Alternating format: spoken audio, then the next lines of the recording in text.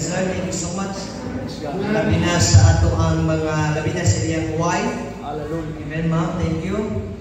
Sa tanang mga officials, niining iglesia, sa tanang mga suon nato, niining iglesia, nako akong pagpasalamat, praise God, sa pabor, opportunity, ng inyong gihatag.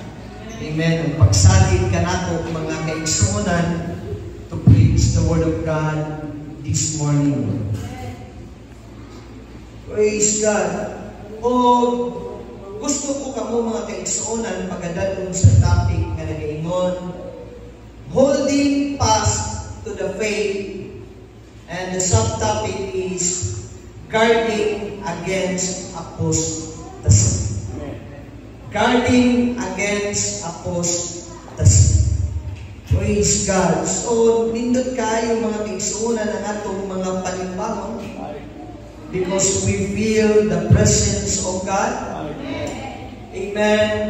Hallelujah. Sa atong panimbahon, bahalang kapuyon, basta mabati na ang presensya siya. Isa ba ang ikapoy sa sulit? Ikapoy ka mo? Praise God. Kung atong tanawon mga kauturan, mga kaigsuonan, amen, ang atong puso na ay limitasyon. Limitado na ang atong puso. Pero kung hisgot na about God's strength, dili maubos. Dili limitado ang puso sa Ginoo. Maunang ingon sa pulong sa Dios, love the Lord your God with all your might, with all your strength. So, unsay gipangayo sa Ginoo para ato siyang higugmaon pinaagi sa ato ang puso. And how can we use our mind to show to God that we love Him? Panahon ba na nagkinahanglan ang Diyos o tabang tungod kay naa siya sa danger nga kahintang? Dito, Ginoo, ari ako, naan ako, tabangan na ka, atong gamito na ka sa kahintang nga naglisod ka, Ginoo. Ingana ba?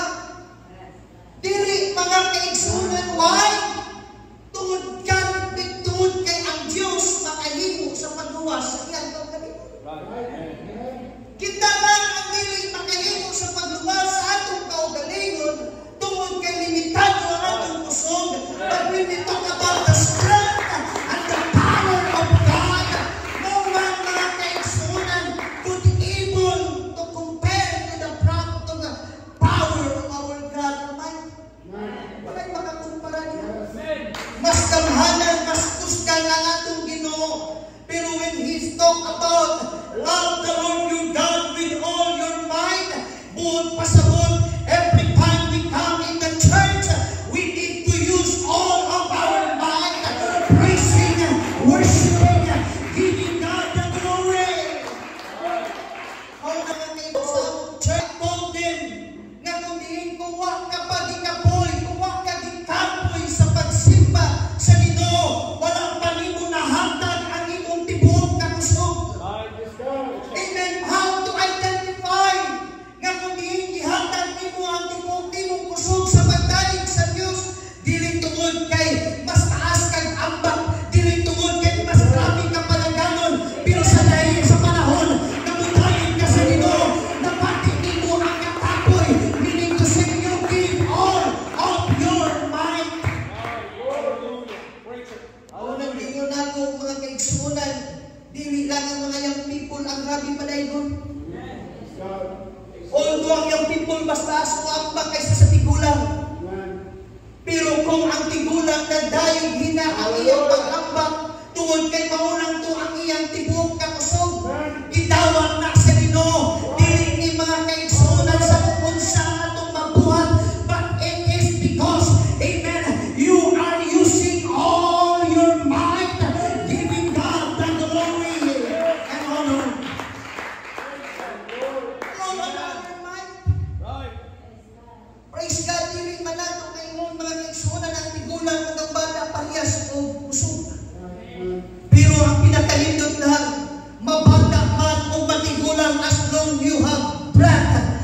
So you are prepping, amen, praise the Lord, with all of your might. Hallelujah. Glory to Jesus. What is the reason why we will worship God with all of our might? That's right. What is the reason? Mauna na kung ingon tagsimbahan sa Pentecostal daw. Makumpir ba ninyo ang simbahan sa UPC kaysa sa ibang simbahan? Ha? Saba? Saba. Pasensya na.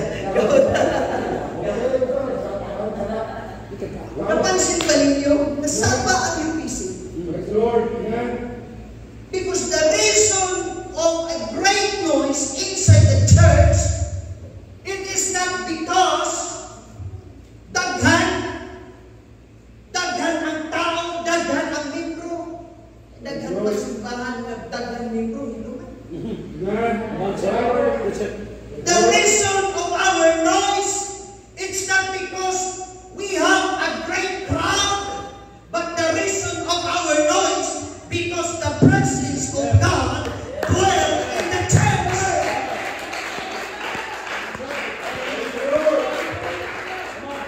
First Samuel 4:49. So the people sent to Shiloh that they might bring from thence the ark of the covenant of the Lord of hosts, which dwelleth between the cherubims.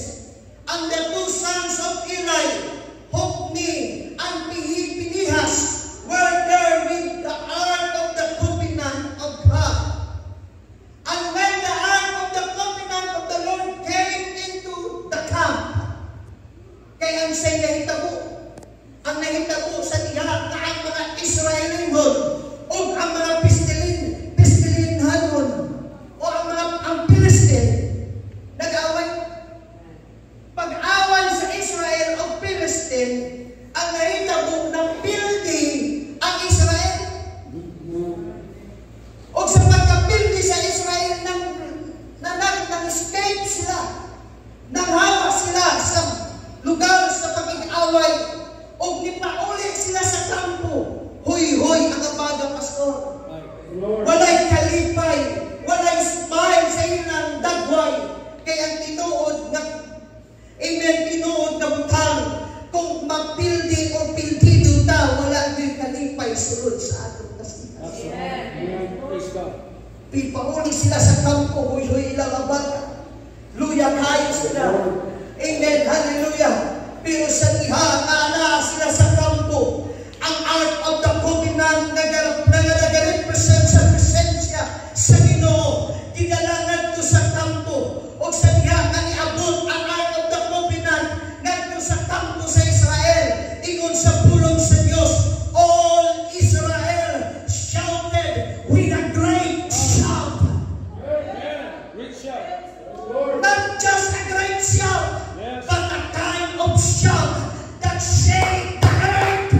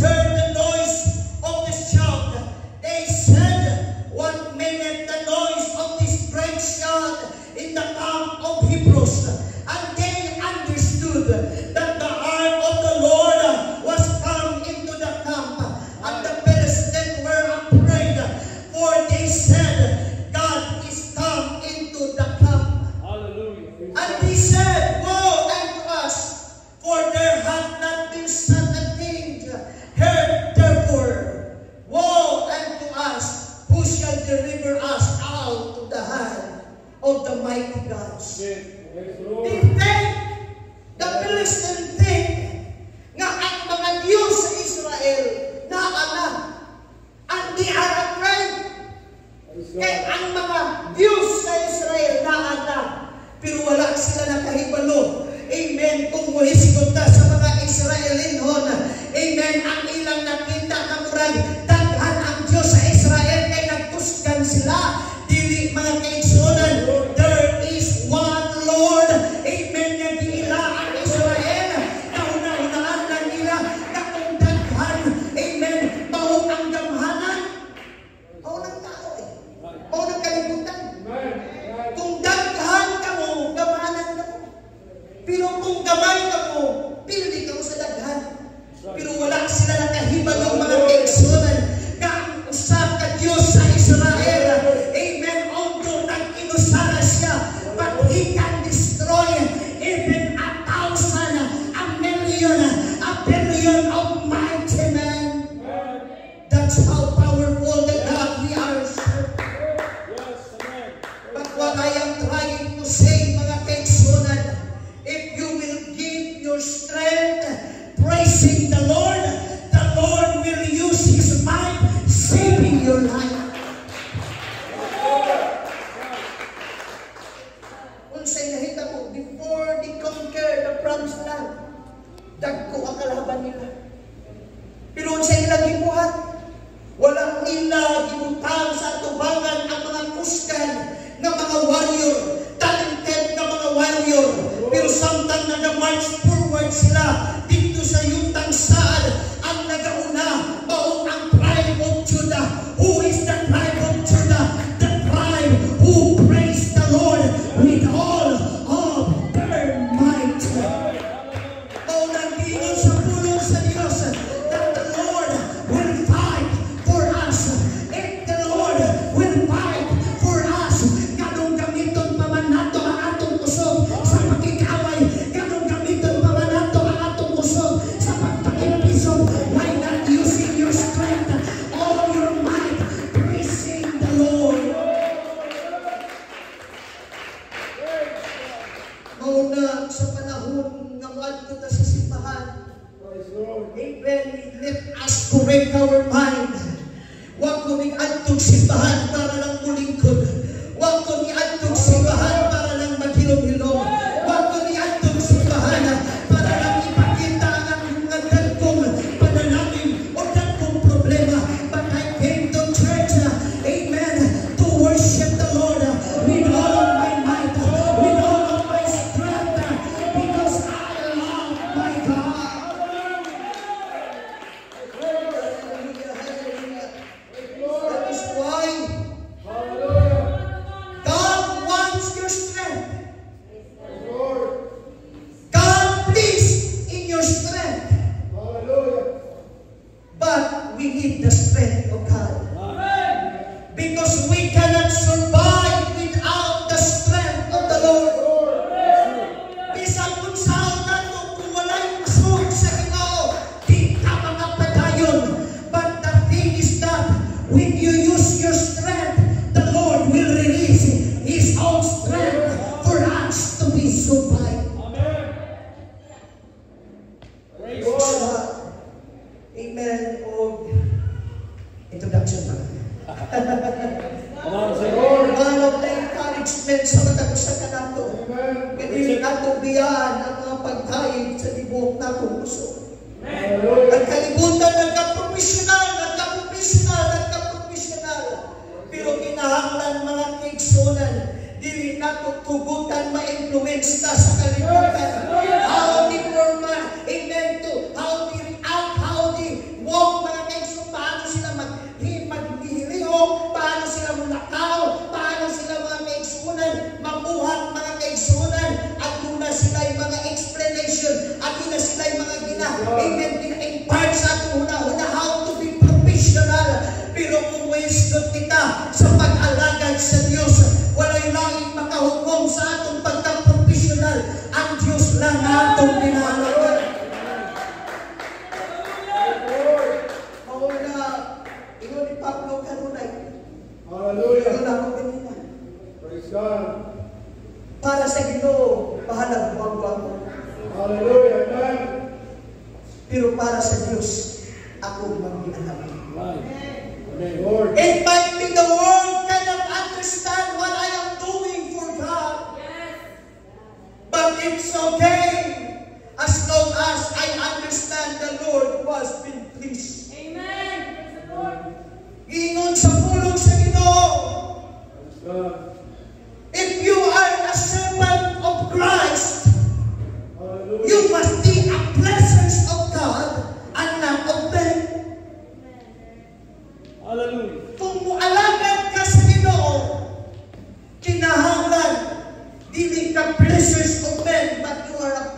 pleasures of God. Praise God. Mauna katong ang tao imong lipayon. Bisan kung sa limog tarong-tarungon ang imong lakaw, di malipay ang tao. Malipay lang ang tao kung muingon sila buhatan ni imong buhaton, malipay na sila.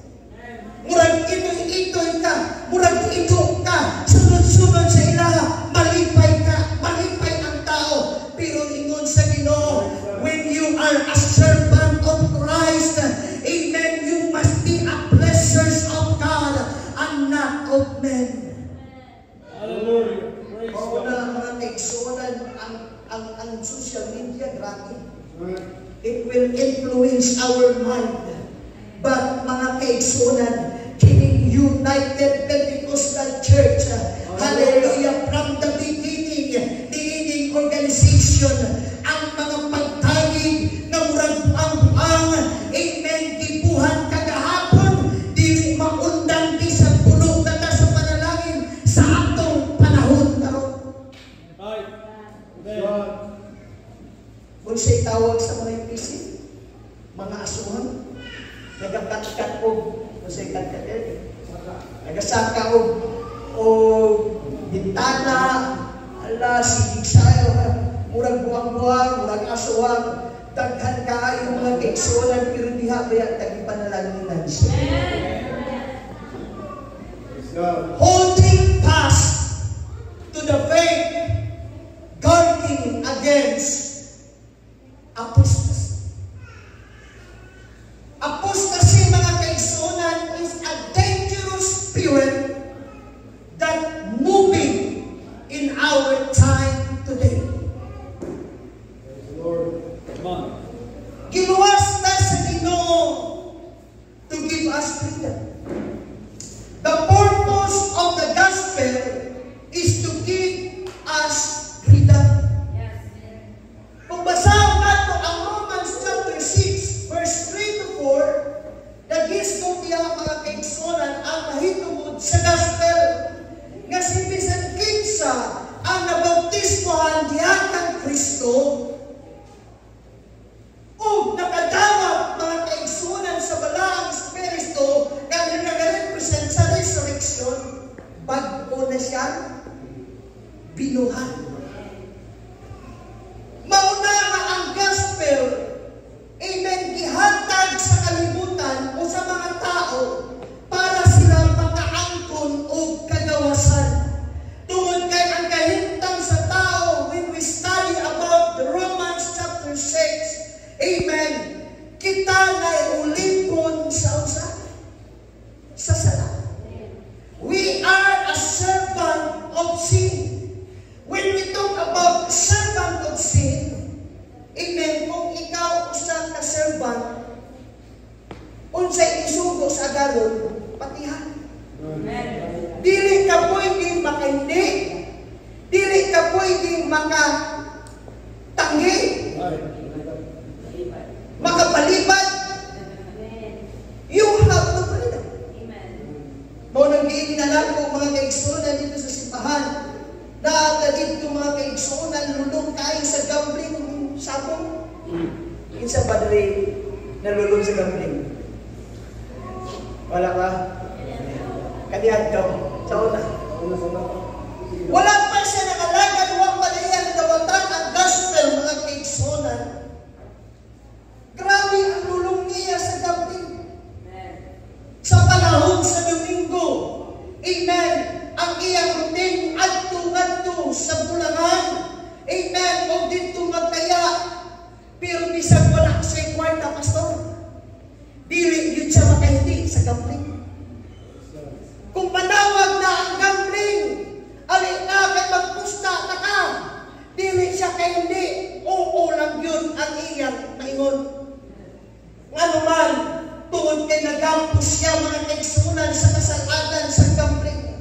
Praise God, bisag walay piso ang iyang bulsa, buadto siya dito, mutaya, manghiraw mga kaigsunan, tanan iyang buhaton, amen, bisag pagmangawan, bisag pagmangholdang, buhaton mga kaigsunan, matuman lang ang giingon sa iyang master, let's go to gambling. Right. Na kami kaigsunan ngayon. Praise God. Ang sigarilyo, hindi niya daw na kaya po ako. Kung ikaw na ang sigarilyo, kaligarilyo na. Hindi siya hindi. Yes, lang yun. Mauna kung ikaw na ang iyang lawas o ang spirit of cigarettes, paligarilyo na. Tanan na lang mga kaigsunan ng mga butang sa ilang simbabalay. Pagtanaw, kung may piso, hala, pangita, makapalit na yung sigarilyo. Pero sa diha ka nabutis buhan, nadawatan ang balaang espiritu, ingon niya, pastor, every time makasimot ko o sigarilyo, every time makasimot ko aso sa sigarilyo, magsakit ang akong ulo. Dili ko mapakali, kadili mga kaigsunan, bupahawa sa lugar, kaadunay aso sa sigarilyo. Buot pasabot, the gospel will give us freedom, mga kaigsunan. Meaning to say, you can say to the sin no. You can say to the sin no. You can say to the sin no. Why? Because you are now no longer a servant of sin, but you are a servant of righteousness. Alam tayo mga kaigsunan, mga dito sa lugar sa Nasawa. Praise God, isa siya sa mga amen, health sa PhilHealth, mga kaigsunan. Praise God, dito sa Region 11. Ikasikan siya mga kaigsunan. Amen, every time mag-drive na siya, di siya gusto. Ngalangan-langan ang mga driver sa tubangan. Di siya gusto magtinanga ang mga driver, pagkitita na niya, suko, hindi na siya kayo, naugan niya ba na? Isog kayo siya mga kaigsunan. Dili niya makontrol ang iyang anger.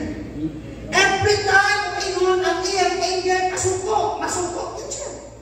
Dili siya kaiti. Pero sa diha, ang nadawatan niya ang gospel, he can say to his anger, no. Why?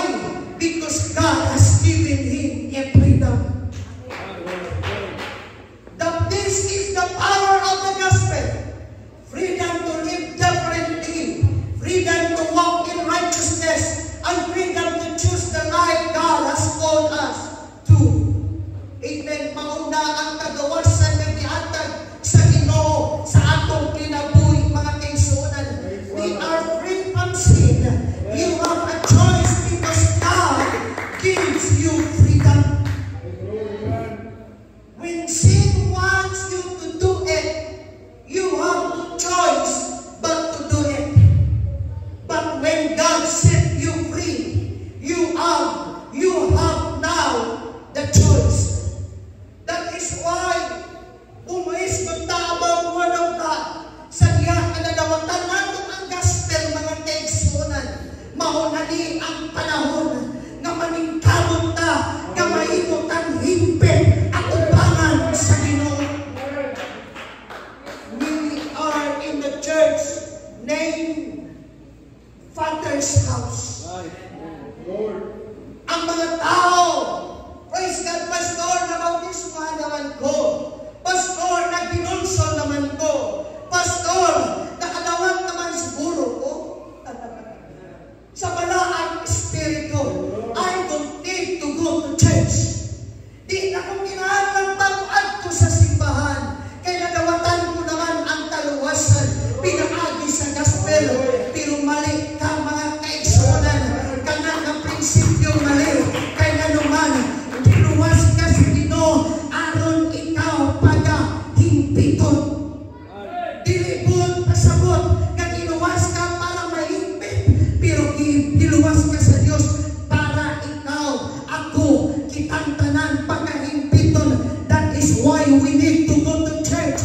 Because in the church, that is the Father's house. Dihata panapansayon, dihata panabagon, dihata ikapagpikon sa atong Ginoo Jesus. Salvation is not the end of your story. Ingon nila, once you are saved, you are saved. No, sir. No. Right.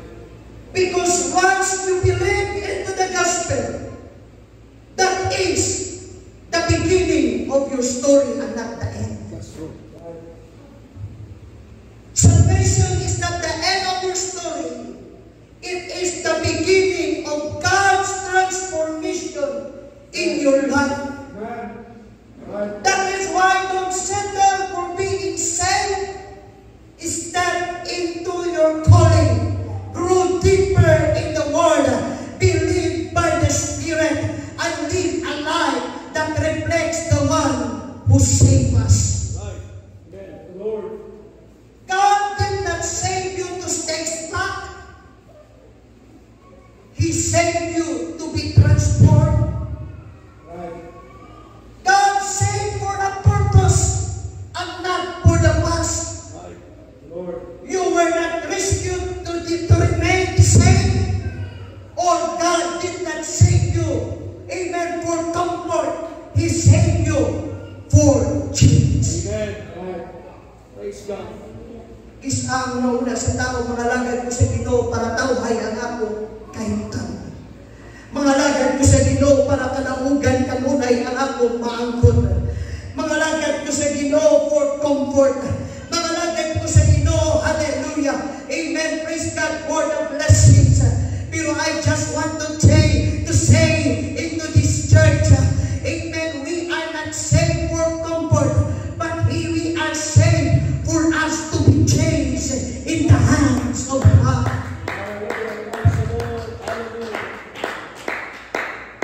O nag-iwan sa pulong sa Ginoo, your faith will be tried by fire. Right. And it is the fire will reveal if it is your faith is faith or not. That's right. Mauna na sa atong pag-alagad sa Ginoo, makaagin yung tag mga pagslide, makaagin yung tag mga ginatawag discomfort sa kinabuhi, makaagin tag kawalan doon, maagin tag failure. But I just want to say, amen, to say in this church, amen, dili natong himuon ka na karasona na mupalit kita sa atong kagahapon. Because of all of therefore living the principle of the doctrine of Christ, let us go on into perfection. Let us learn. Nagkahinay na kita ipag-o sa Ginoo. Ginahinay kita o pag-o sa atong Ginoo. Sa diya kanadawatan nato mga kaigsunan ang gospel, which is the death, burial, and resurrection. Amen. Kaya kung dili ka makagawas, gikan sa pagkagapusa, dili mahimo ang kagustuhan sa Dios na mahimot ang perfect at ubangan sa Ginoo. Remember that the Lord will come to get His church, a glorious church. Lord. What is the glorious church? Without spot and wrinkles. Amen. Blameless mga kaigsunan. But thank the Lord, amen, that the Holy Ghost will preserve us. Praise God, mauna, sunod sa simbahan, tudluan ta, paano magkinabuhi o tama. Kaya kung magkinabuhi kang tama, ang balaang Espiritu magpabilin sa atong sulod. O kung ang balaang Espiritu, it will preserve our purity, our holiness, and our righteousness. Lord. Hallelujah. Praise the Lord. Come on. The Word of God or the Scripture is given, amen, for what purpose? It is inspired and profitable for doctrine, That's right. for reproof, Right. Amen. correction, and instruction Yes. into righteousness. Right. Amen. Ingon nila, kasi masimpang kasasala kami hapon. Inatang sa pag sulayin ang simpan, di ba makakabal mo makasasala ng ka? Why? Because the Word of God will teach us what is right and what is wrong. Yes. Amen. How can you walk rightly if you don't know kung paano maglakaw sa mali? Mauna, kadagang mga taong laya sa simbahan, igiwalihan o mga kasalanan. Paano ka maglakaw ng tama kung wala ka nakahibalo sa mali? We need to know the wrong so that we can walk rightly kay atong likayan ang mga dautan. Mauna sa sulod sa iglesia, walihan ta sa pagkamatalong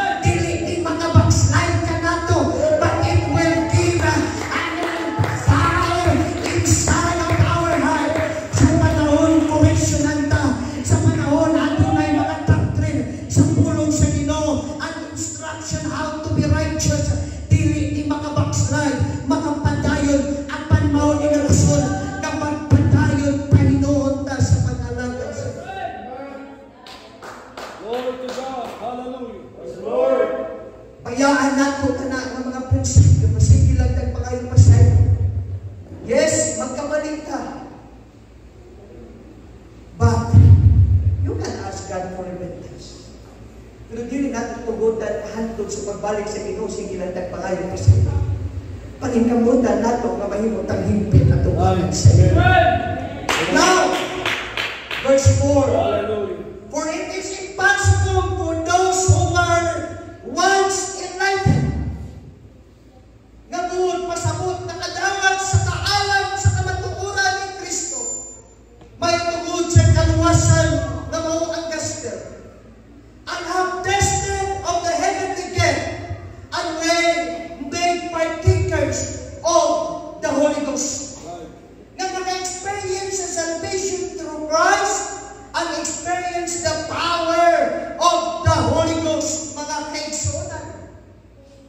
And the verse 5, and have tested the good word of God and the powers of the world to come. Nga galingon, nag-enjoy kita, amen, sa kaalam o sa pulong sa Ginoo. Nga nasulayan nato, amen, ang atang pulong sa Dios, that the Word of God is truth, mga kaigsunan. That every time we obey the Word of God, we experience, mga kaigsunan, the promises of our Lord God Almighty. And verse 6, if these shall fall away, to renew them again and to repentance, seeing they crucify to themselves the Son of God afresh. Kung sila malaglag, kung sila mutalikod, kung sila mabakslay, wala na yo'y kapasayloan alang kanila. O dili na ilansang ulit si Kristo para sa ilang kapasayloan. That is why gusto na kong i-encourage ang matag-usa karon.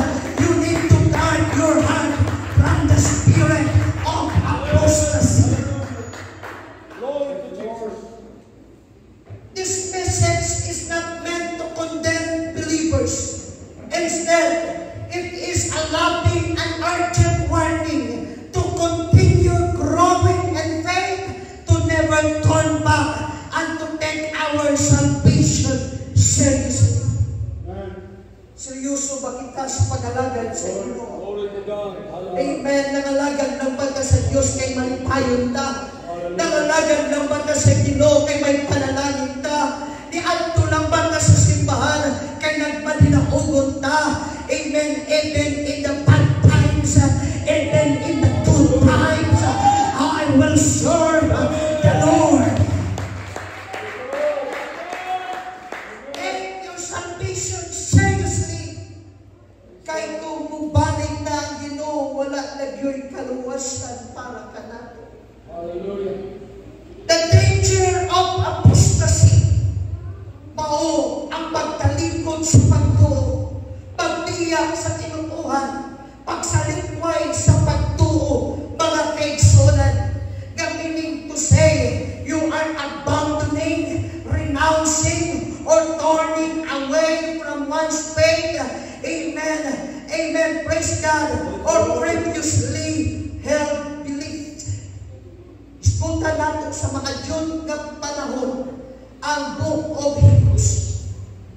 Isulat kining Book of Hebrews para sa mga Hebrew Christian. Paano sila nahimong Hebrew Christian? Nahimo silang Hebrew Christian sa panahon na sila nagtuo kay Ginoong Jesucristo. Because it was written to Hebrew Jewish Christian, that is Jews who have believed in Jesus as the Messiah. Mauna kung basaho nato ang Book of Hebrew, nagaisgon kanunay ni mga kigsonan about Jesus Christ. Amen. Nga kung diin si Jesucristo mas labaw kaysa kay Moises. Si Jesucristo mas labaw ngadto sa mga anghel. Si Jesucristo mas labaw ngadto sa mga hinalad. Si Jesucristo mas labaw ngadto sa balao. Amen. Kaya ganuman, kung maisgot kita mga Hebrew, mga Israelinon, pagkaon nga giingon ni Moises gikan sa Ginoo. Murag ang ano ba ang Word of God versus Word of God? Mao nang nahitabo. Kay balaod eh. Sino naghatag balaod? Ang Ginoo. Pinaagi ni Moises. Pero dili mga kaigsuonan in Hebrew. He shows that Jesus is the fulfillment of everything in the Old Testament. Munang ingon ni Apostol Pablo, amen, we are not no longer into a dietary law, but whatever we do in deeds and in words, do it in the name of Jesus.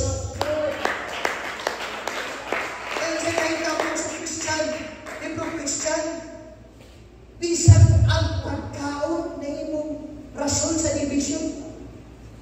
Kinahanglan din ito magkaon ini, mahugaw eh. Kinahanglan mao niya ang atong kaunon.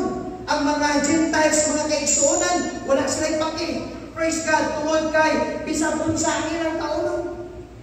Para sa ila, dili magkaon ng baboy. Praise God, kinabawal ang pagkaon mga kaigsuonan nga na. Giingon niya Apostol Pablo, you are making your belly as your God.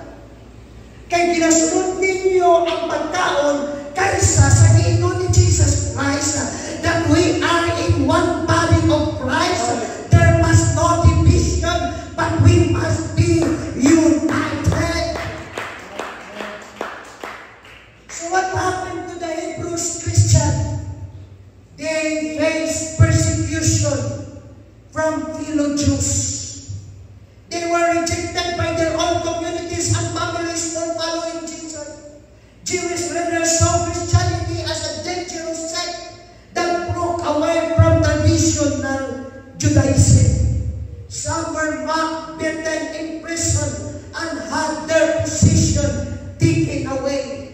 What is the purpose of persecution? Para ang mga Hebrews Jews o ang mga Hebrew Christian bubalik sa ilang old way.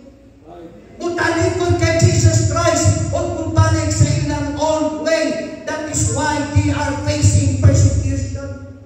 The same sa ato kis ang atong pamilya mo persecute ka nato, ang atong relative mo persecute ka nato, ang atong communities mo persecute ka nato, para lang mutalikod ta sa Ginoo. But I just want to tell you, amen, ayaw talikod, padayon, padayon. Pressure to return to Judaism. They were tempted to go back to the old Jewish laws, temple sacrifices, rituals to escape persecution. Judaism was legal under Roman law, but Christianity was not. Mauna, bisan sa ato United Pentecostal Church, we are always accused that we are called Christian. We are called religion. Itong mga bago nga nakapigligan sa Trinitarian, ang ilang pagtulunan sa Bible School na sila subject cult. O ang nakasulod dito, nga ang number 1 na kulto, mao ang Oneness Pentecostal. So, pag-aralan na sa mga Trinitarian. Amen. Nga kulto ang UPC, ang mga Oneness, busa dili ka magpilusyon diha sa ila. Giingon pa mga kaigsuonan sa bagpunamo nga nakabig. Amen. Ingon daw sa pastora nga giharinan niya. Ingon daw sa ilang pastora, ayaw niya sa UPC kay mga kulto na. Dito sa lugar, sa atong ating diinan mga kaigsuonan, ayaw niya sa UPC kay may gayuma na. Gayuma, di ba, witchcraft na siya. Pero wala sila nakahibalo, even the deep of our heart, understand, wala'y gayuma sa UPC. But every time I praise the Lord, I feel the sweetest presence of the Lord God Almighty.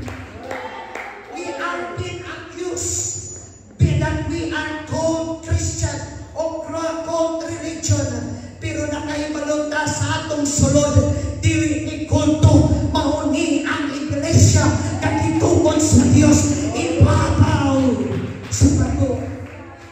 Confusion and immorality, immaturity in faith. yung rason. Amen. Nagundiin. Amen. Mutalikod sila kay Ginoong Jesucristo because of confusion at immaturity in faith. Bubok pa lang yun ang ilang nasabtan. May tungod sa pulong sa Ginoo. Mauna nagundiin. Adunay division. Niingon na lang si Apostol Pablo. Okay, to remain, amen, unity in the church. Mauna lang ni atong pagabuhaton. Kung adunay mga tao na gusto lang mo kaon o gulay, pakana. Kung adunay mga tao gusto mo kaon o baboy, pakana. Kaya kung panilan yung buhaton, tanan, di man sila mga taglag. Maluwas na magyapon sila to remain unity in the church, and because of immaturity, amen, daghan ang nagbiya sa pag-alagad sa Ginoo. That is why in this church, I just want to encourage each and every one of us, every time we go to church, ready, tatanunay, paminaw sa Sunday school, maminaw sa pulong sa Ginoo, sa mga pagwali, o ready, tatanunay, tudayin sa Ginoo. Huwag kay mahuni ang usa ka mga step aron kita mahimong mature at ubangan sa Ginoo.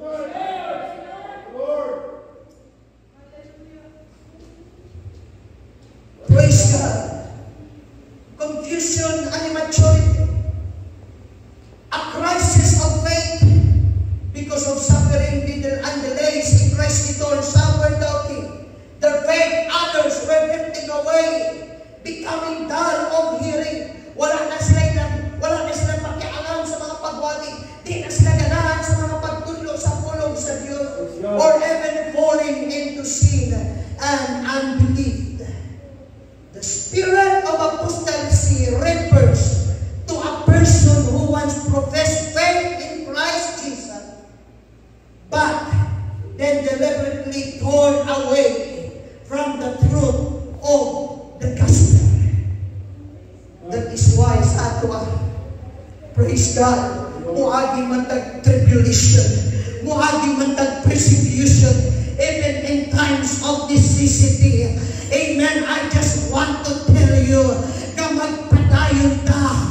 Dili natong tugutan ang mga hadlang o rason mo talikod sa Ginoo. Padayon ka sa pag-alagad, paminaw, o sa pagbuhat, sa pagtuo, kaatong nabatunan at ubangan sa mga panindong tao na ng Diyos. Glory to God, Jesus. To revive the spirit